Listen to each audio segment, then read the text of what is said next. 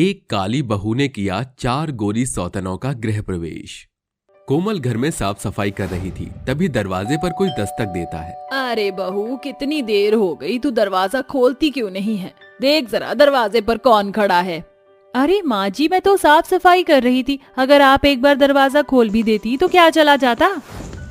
अरे भाभी, जब देखो आप माँ से बहस करती रहती हो। कोई बात नहीं, मैं ही जाकर दरवाजा खोल लेती हूँ।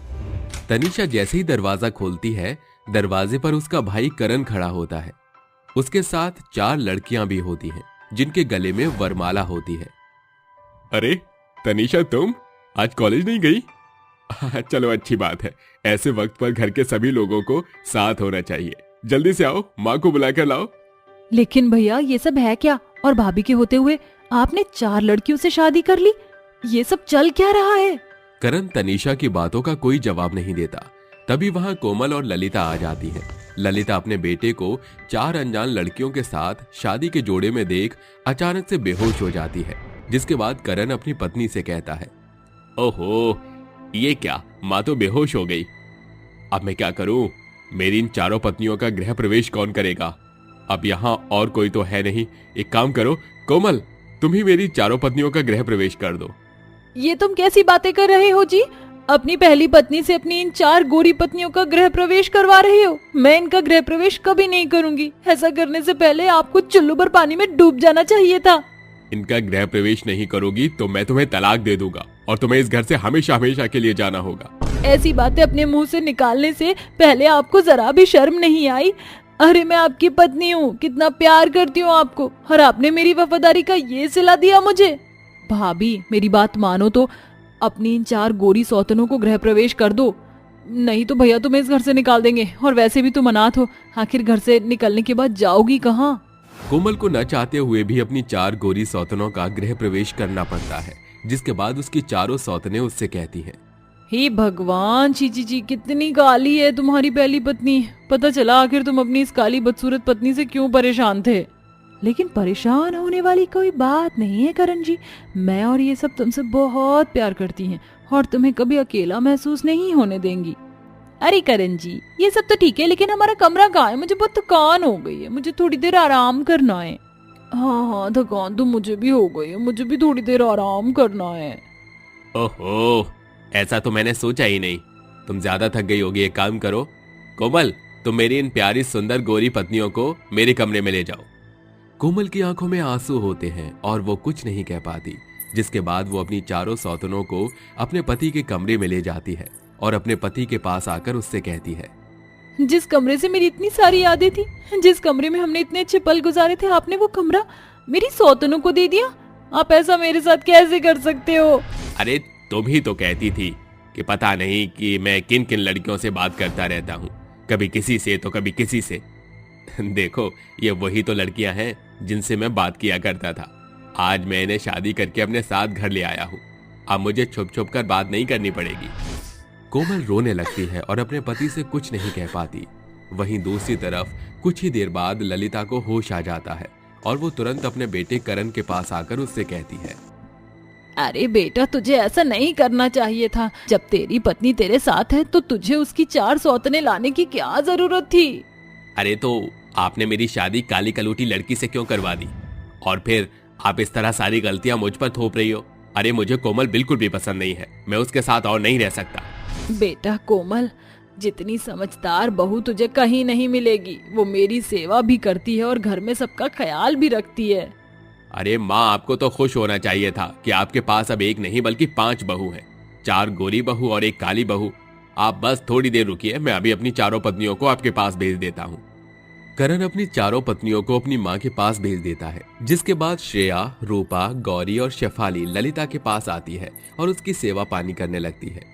ये सब देखकर ललिता खुश बहुत होती है। वैसे देखा जाए तो करण का फैसला कोई बुरा नहीं है। अपने फैसले से मुझे 4 बहू लाकर दी है मेरे बेटे ने, और जो मेरी अच्छे से खातिरदारी भी कर रही हैं। अपनी गोरी सौतनों को अपनी माँ जैसी सास की सेवा करते हुए देख कोमल हैरान रह जाती है, जिसके बाद वो रोने लगती है। मैंने अपनी सास के लिए क्या कुछ नहीं किया, हमेशा उनका ख्याल रखा और उनकी सारी बातें मानी और एक संस्कारी बहू बनकर सबका ख्याल भी रखा। उसके बाद भी मेरी माँ जैसी सास ने मेरी सौतनों के आते ही अपना दल बदल लिया। ऐसा सोचकर वो रोते हुए अपने कमरे की तरफ जाने लगती है। जैसे वो कमरे के पास पहुंचती है, उसे उसकी सारी सौतनों के खिलखिलाने की आवाज आने लगती है।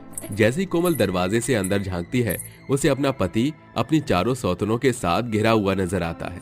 हे भगवान, अभी तो मेरी सौतन मेरी सास के कमरे में थी और अचानक से मेरे पति के कमरे में कैसे आ गई? और फिर बस यही दिन देखने के लिए बाकी रह गया था। मेरा पति मुझे धोखा देकर मेरी 4 सौतनों के साथ आराम फरमा रहा है और मैं यहाँ दरवाजे के बाहर खड़ी पहरेदारी कर रही हूँ। इससे अच्छा होता कि मैं मर ही जाती। वो ऐसा सोच रही थी कि तभी अचानक से उसे चक्कर आ जाते हैं, जिसके बाद अब उसकी आंखें खुलती हैं तो वो अपने बगल में अपने पति को खड़ा हुआ देखती है। अरे आप यहाँ हो तो मेरी 4 सौतनें कहाँ हैं? ये तुम कैसी बातें कर रही हो? तुम्हारी सौतन? अरे भला इस घर में तुम्हारी सौतन कहाँ से आई? मैं तुमसे बहुत प्यार करता हूँ, मैं तुम्हारी सौतन क्यों लेकर आऊंगा? लगता है भैया भाभी को बहुत ही बुरा सपना आया था। चलो कोई बात नहीं भाभी, उसे सपना समझकर भूल जाओ। देख करण, लगता है कोमल की तबीयत ठीक नहीं है। समय रहते उसे एक बार डॉक्टर के पास भी ले जाना। अपने आसपास ऐसा माहौल देखकर कोमल हैरान रह जाती है। उसे कुछ समझ ही नहीं आता और वो अपने मन ही मन सोचती है, हे भगवान, ऐसा डरावना सपना मैंने कभी देखा ही नहीं था जिंदगी में। अगर वो सपना था तो बहुत अच्छी बात है, क्योंकि ये सब मैं हकीकत में कभी झेल नहीं पाऊंगी। कोमल उसे बुरे सपने की तरह भूल जाती है, जिसके बाद करण कोमल का चेकअप करवाने के लिए उसे डॉक्टर के पास ले जाता है। डॉक्टर कोमल का चेकअप करने के बाद करण से कहते हैं, अरे मुबारक हो, आपकी पत्नी माँ बनने वाली है और आप पिता। बहुत जल्दी आपके घर में एक नन्ना मुन्ना मेहमान आने वाला है। ये सुनने के बाद करण बहुत खुश होता है, जिसके बाद वो अपनी पत्नी कोमल का और अच्छे से ख्याल रखने लगता है, जिसके चलते कोमल अब अपने पति के साथ खुशी खुशी रहने लगती है। गरीब बहू वर्सेस अमीर बहू का ब्यूटी पार्लर। देखो, मैं जानती हूँ कि तुमने अपनी शादी बहुत सोच समझ कर की है और तुम किसी भी परेशानी में नहीं हो, लेकिन मैं अर्जुन जी को नहीं छोड़ सकती। मैं उनसे बहुत प्यार करती हूँ और मैं उन्हीं से शादी करूंगी। तुम मेरी बात को समझो। अगर तुमने अपनी शादी का फैसला गलत ले लिया तो जिंदगी भर पछताने के अलावा तुम्हारे पास कुछ नहीं रहेगा। इसलिए किसी अमीर ज़ादे से शादी करो। शनाया ऐसा कहकर वहां से चली जाती है। शनाया और श्रद्धा दोनों बहनें थीं।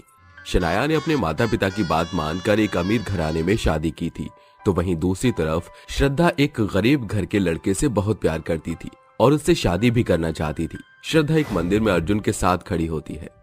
अर्जुन, मैं तुम्हें भगवान को साक्षी मानकर अपना पति मानती हूँ। क्या तुम मुझे अपनी पत्नी स्वीकारते हो? श्रद्धा, मैं तुम्हें अपनी पत्नी स्वीकारता हूँ, लेकिन तुम एक बार फिर सोच लो, मैं बहुत गरीब हूँ। मुझे तुम्हारे गरीब होने पर कोई परेशानी नहीं है। मैं तुम्हारे साथ रहना चाहती हूँ। उस दिन के बाद से श्रद्धा और अर्जुन दोनों शादी करके साथ रहने लगते हैं। अर्जुन का घर श्रद्धा की बहन शनाया के घर के बिल्कुल सामने था। वो एक झोपड़ी के अंदर रहते थे।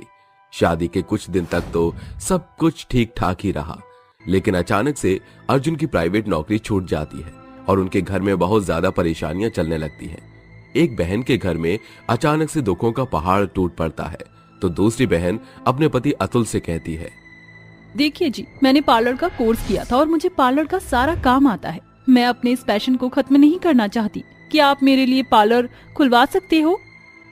अगर तुम अपना पैशन हमेशा बनाए रखना चाहती हो तो मैं तुम्हारी इसमें मदद जरूर करूंगा। इस पार्लर को चलाने के लिए तो मेरे नौकर ही काफी हैं। मुझे कुछ काम करने की कोई जरूरत नहीं है।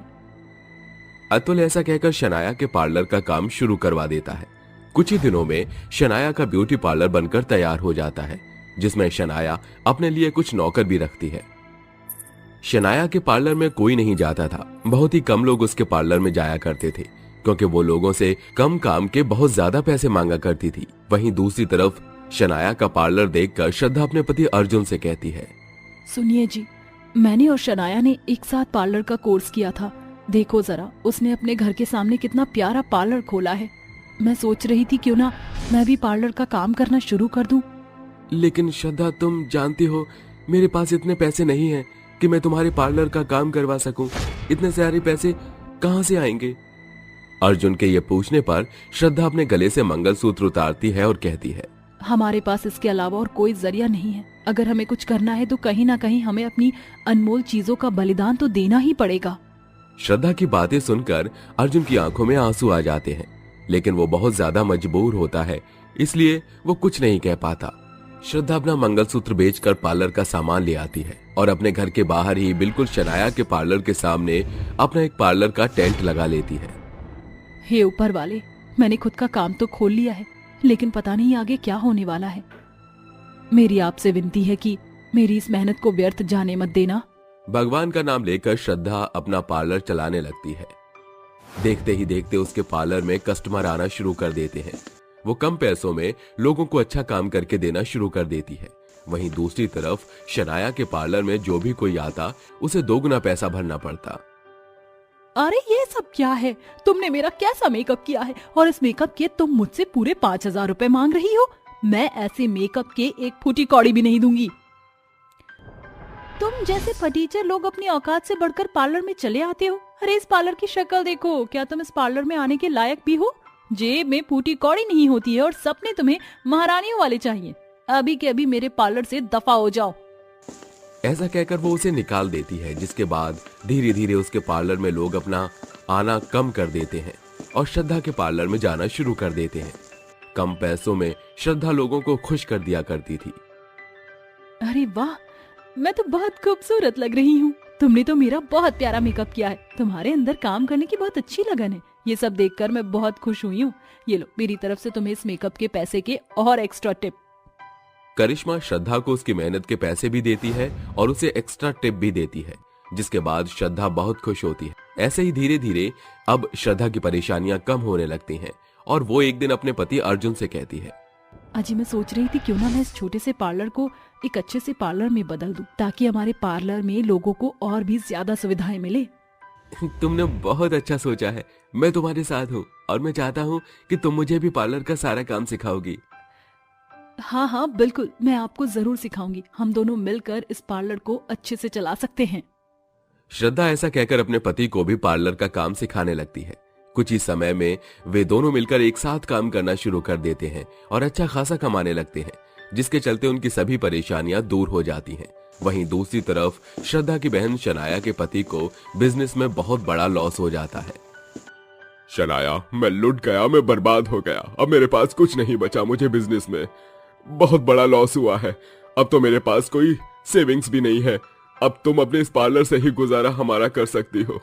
आप ये क्या कह रहे हो? अरे मेरा पार्लर तो चल भी नहीं रहा है, उसमें कोई कस्टमर भी नहीं आते। हम इस पार्लर के भरोसे नहीं रह सकते। लेकिन तुमने तो कहा था कि पार्लर का काम तुम्हारे लिए पैशन है और तुम अपना पैशन हमेशा बनाए रखना चाहती हो। फिर तुम्हारे पार्लर में लोग क्यों नहीं आ रहे हैं? क्योंकि अरे ये क्योंकि छोड़ो, मैं बताता हूँ ऐसा क्यों हो रहा है। दरअसल तुम्हारे अंदर इतना घमंड है कि तुमने अपने कस्टमर के साथ बहुत बदतमीजी की है। ऊपर से तुम लोगों से दोगुना पैसा लूटने की कोशिश करती हो, जिसकी वजह से कोई तुम्हारे पार्लर में नहीं आना चाहता। आप ये कैसी बातें कर रहे हो? मैं तो अपने पार्लर को अच्छे से चला ही रही थी। वैसे मेरे पार्लर के नौकरों को तनख्वाह देने का समय आ गया है। मेरे पास उन्हें देने के लिए कुछ भी नहीं है। मुझे आपसे कुछ पैसे चाहिए थे। मेरे पास एक फूटी कौड़ी नहीं है। अरे तुम्हें तो शर्म आनी चाहिए। जरा अपनी बहन को देखो, वो कितना अच्छा पार्लर चला रही है। कहाँ तो उनकी एक छोटी सी झोपड़ी थी और आज उनकी वो झोपड़ी एक अच्छे से बंगले में बदल गई है। ऐसा कहकर अतुल वहां से चला जाता है, जिसके बाद शनाया को अपनी गलती का एहसास होता है और वो अपने आप से कहती है, ये सब मेरे ही घमंड की वजह से हुआ है। मैंने अपनी बहन से कहा था किसी अमीरजादे से शादी कर लो, तुम्हारी किस्मत खुल जाएगी। जैसा कि मैंने किया था, लेकिन पैसा मायने नहीं रखता। एक दूसरे का साथ और एक दूसरे का प्यार जिंदगी में बहुत मायने रखता है। अपनी गलती का पछतावा करके शनाया अपनी बहन श्रद्धा के पास जाती है और उससे उसके पार्लर में नौकरी मांगती है। श्रद्धा, मेरी बहन, मुझे माफ कर दो। तुम सही थी, मैं गलत। क्या तुम मुझे अपने पार्लर में नौकरी दे सकती हो? शनाया अपनी बहन श्रद्धा को अपने बारे में सब कुछ बताती है, जिसे सुनने के बाद श्रद्धा शनाया से कहती है, अरे मेरी बहन, तुम्हें चिंता करने की कोई जरूरत नहीं है और ना ही तुम्हें नौकरी करने की जरूरत है। मैं तुम्हारी मदद करूंगी और सब कुछ ठीक हो जाएगा, बिल्कुल पहले की तरह।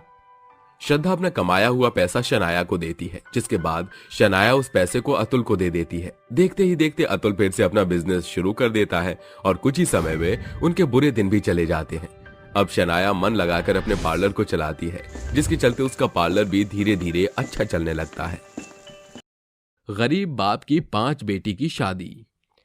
सोहनगढ़ गांव में रहने वाले गरीब रामदीन की 5 बेटियां रेखा, सुधा, छाया, गौरी और निशा। एक रात की बात है।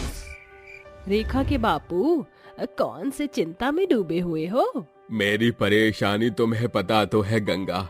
पांचों बेटियां कब जवान हो गई पता ही नहीं चला।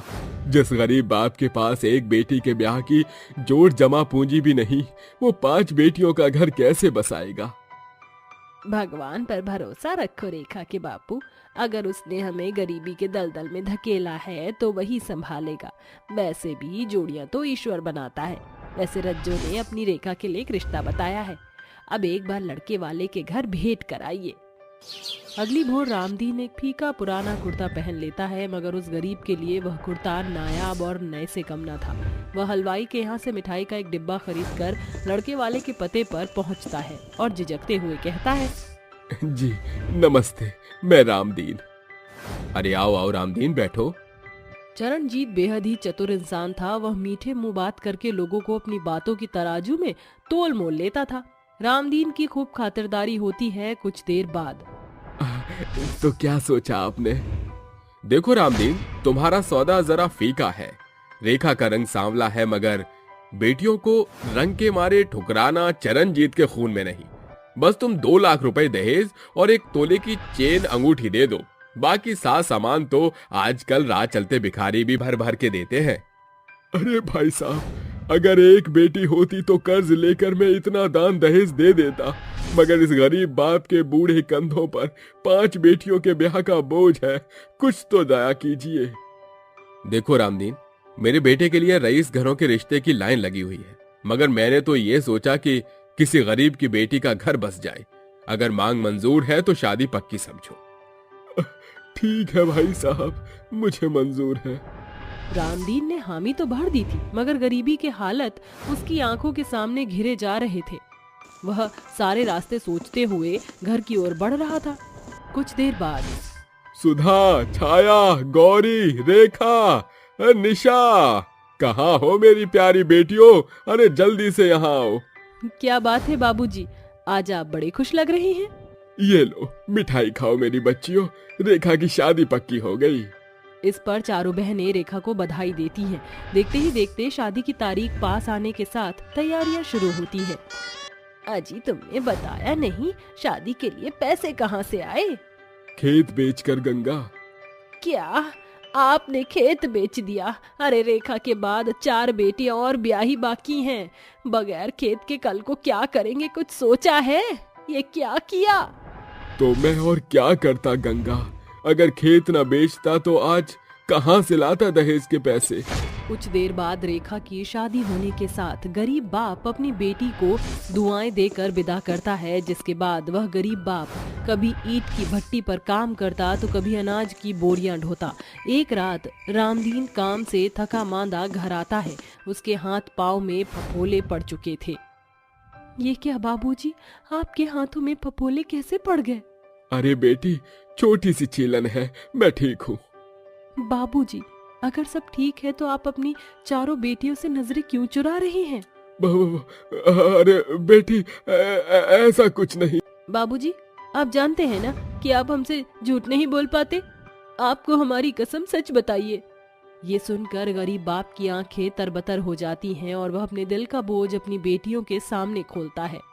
पता नहीं उस भगवान ने मुझ गरीब की झोली में 5 बिटियां क्यों डाल दी। तुम भी सोचती होगी ना मेरी बेटियों की, कैसा मेरा गरीब बाप है। तुम्हें 2 वक्त की रोटी के सिवा तुम्हारे कोई अरमान पूरे न कर सका।